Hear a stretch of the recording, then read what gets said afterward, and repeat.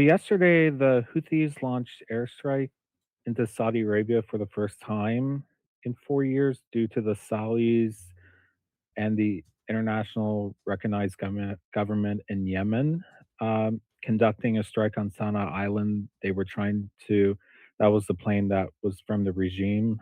Um, so my question is, do we think that this will go out into an all-out war with the Houthis again, like it was years ago, or just limited airstrikes only between the Saudis and the Houthis? Thanks. Hmm. So that's a good question, and I think I mean the Saudis were the last time that the Saudis and the Houthis were in an all-out war. It did last 10 years, didn't it? Like that was a long war, right? Do I remember this correctly? It was like Thanks. 10 years. Yeah, okay. And the problem with that is like I mean the Saudis would love to be able to destroy the Houthis, but they with their experience shows that they suck at it, right? And they fought them for 10 years and they don't have anything to show for it. And this time now they're getting started in attacking them. Um and they suck at it, like they were very inefficient right from the beginning. You saw that they were using some very expensive missiles just to bomb the runway of an airport. And a lot of people were looking at that and were like what are you doing? Like that's not what you use that for. You saw that, Noah? So I think, given the bad experience, like I think the Saudis, when they originally went to war with the Houthis, they had a lot of confidence. They thought that they got this because they have a lot of very expensive toys that the Americans have given them.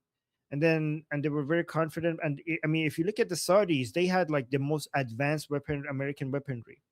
But then you look at the Houthis, they didn't even have shoes, right? And you're like, wow, like look at Saudi Arabia's army military and look at the Houthis. This should be like a walk in the park for them.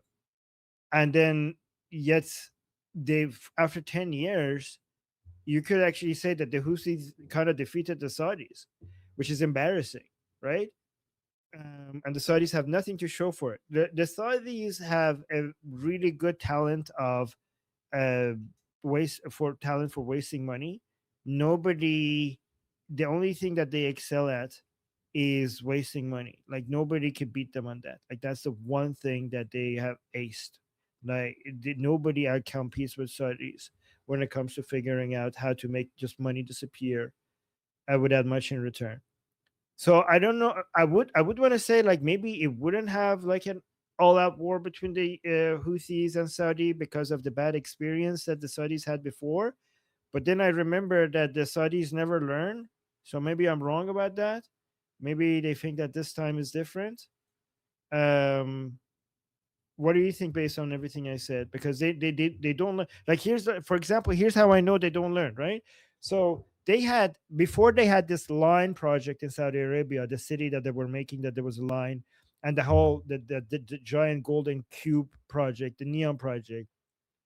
They already had many other cities that they were supposed to build, and it was supposed to be futuristic, and it didn't go anywhere. This wasn't their first time, but they didn't learn from that, and they tried it again, and it basically, to no one's surprise, it failed again.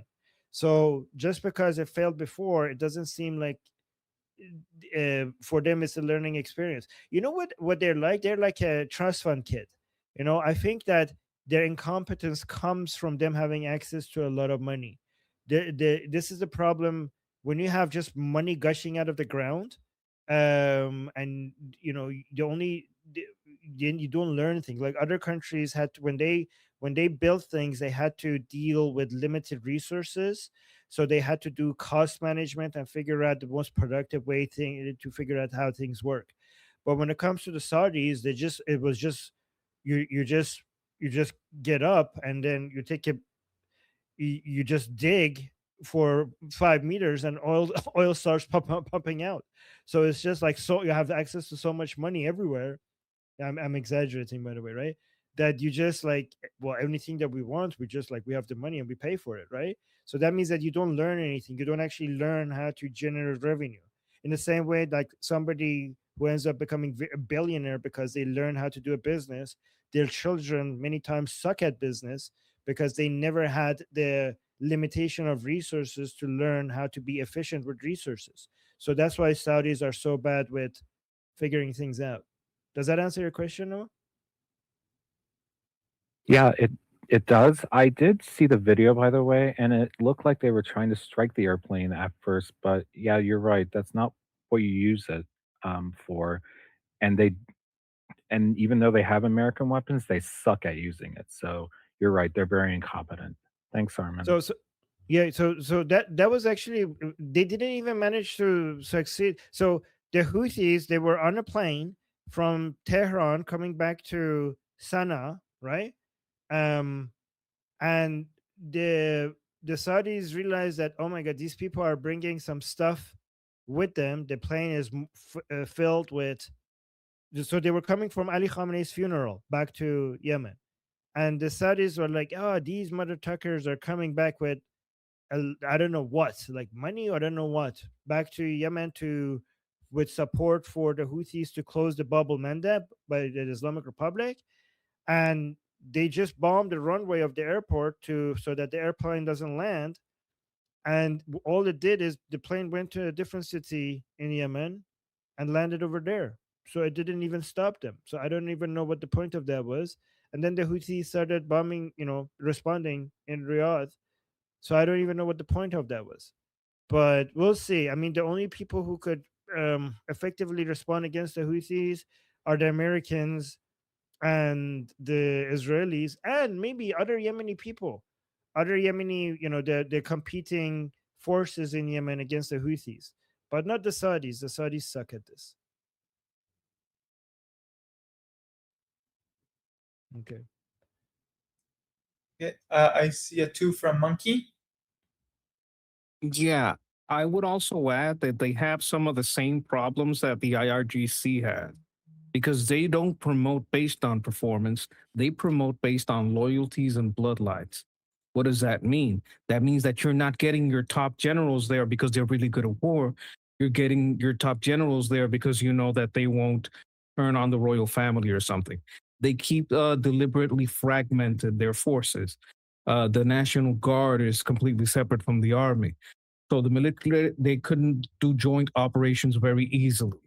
It's a top heavy chain of command. They do have like bad pilots. Their training standards are very low. They'd abandoned some of their armor because they don't even know how to use it well. They were underestimated the Yemenis. One of the things that happened is that they got this guy, the president Ali Abdullah Saleh, to join with them. What does that mean? Well, they thought they were going to against some ragtag Yemeni groups, but they were going against basically the Houthis inherited the state arsenals, artillery, ballistic missiles, and were highly experienced, battle-hardened fighters who, use the mountains, right? So they have an over-reliance on air power, right? Like you use air power a lot, that's great, but you eventually you have to go down to the ground. So that's a problem. They also have the UAE backing something called the Houthis have some opposition from the Southern Transitional Council. Then these guys are funded by the United Arab Emirates. I don't know why they're there, but they should have worked together and coordinated instead of having these competitive views. I don't understand that part too well, but the structure of the military is a problem.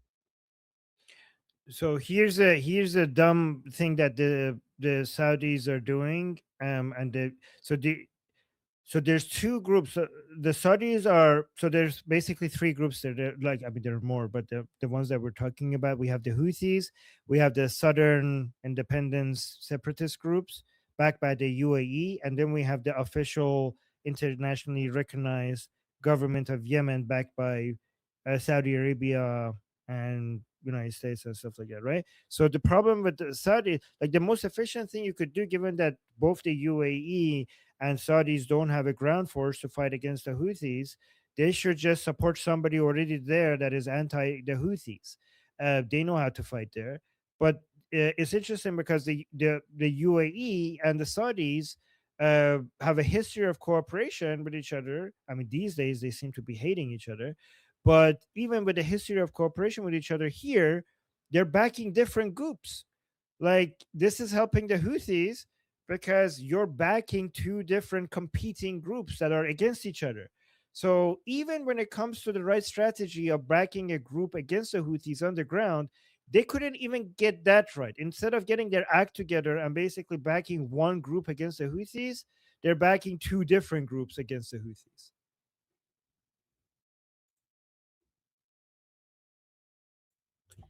Okay, that's it for responses on this topic. Uh, let's go on to super chats. Okay, and let me. All right, so we got one super chat by I'm your sen. Okay, Sensi X. Okay, thank you so much for that. It's for the super chat. I don't know if I'm reading it. Yeah, I don't know. Thank you so much for the super chat saying, do you think IRGC will put Iranian soldiers on ships trying to escape the blockade to protect it from the U.S. Army? Do you think IRGC will put Iranian soldiers on ships trying to escape the blockade to protect them from the U.S. Army? Oh, I mean, I don't know how that would protect the ships. Putting soldiers on the ships like that, what would they do? What would that do? So, for example, when a U.S. destroyer, when a U.S.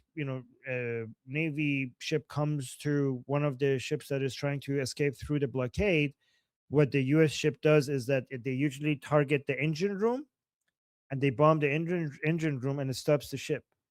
So, oh, okay, maybe after they stop the ship, they want to, if the American soldiers want to board the ship, then the soldiers on the ship will be able to maybe push back against that. But then, but other than that, but if they're not trying to do that, then I mean, if it's filled with U.S. With soldiers of the Islamic Republic, then that would give more reason for the Americans to go more heavy on attacking the ship. If they see a lot of hostile actors, and again, if the soldiers are on there, they're not going to be able to do anything when they're being shot at with a missile or a heavy gun from far away, right? Like, let me see, a Monkey and or Jeffrey, do you guys like? Do you agree with that? Like, putting soldiers on the ships trying to go through the blockade is not going to stop the Americans from doing what they need to do to stop the ships, right? Am I? Yeah, then you're just stuck on a ship that can't move. Yes. Yeah, actually, that would be helpful for the Americans. They're like, okay, now we got more of your soldiers stranded in the middle of nowhere because we just destroyed your engine room. There you go. And thank you for the super chat. My name is Armin Navabi. I'm an Iranian political analyst with decades of experience fighting the Islamic regime inside and outside of Iran. Make sure you follow me for more, and also make sure you join our discussion group. I'm there almost every single day. Come talk to me there and the rest of the people there in our group calls. It's a great place to meet and talk to people who like talking about politics. The link is in the description and or in the bio. You could also get there by scanning the QR code on the screen. See you there.